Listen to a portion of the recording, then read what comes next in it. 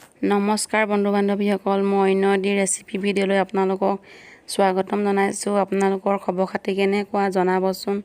মই আজি লৈ আহিছোঁ লেহেতি শাকৰ ৰেচিপি। মইনো কেনেকৈ বনাওঁ চাওঁচোন আহক।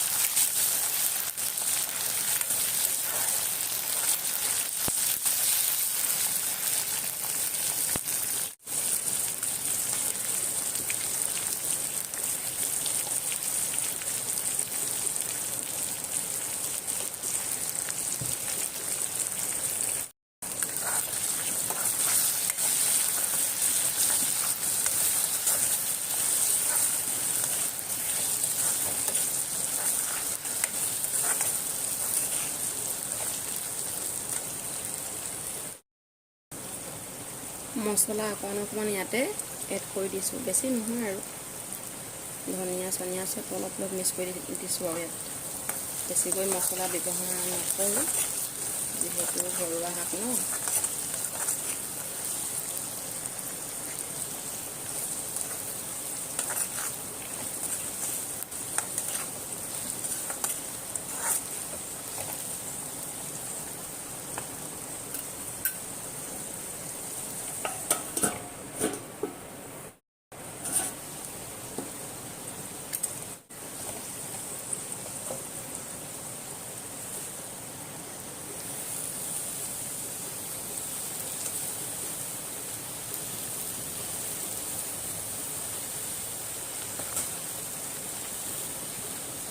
আপোনালোকে কোনে কোনে লেহেতি শাক খাই ভাল পায় কমেণ্ট কৰিবচোন।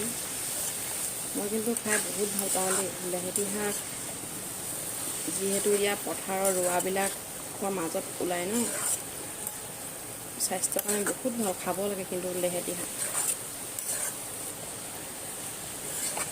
তাতে একো দৰৱ চৰৱ দিয়া নাই, পথাৰৰ ৰোৱাৰ মাজত ওলাই যে। আপোনালোকে খাই নে কমেণ্ট কৰিবচোন।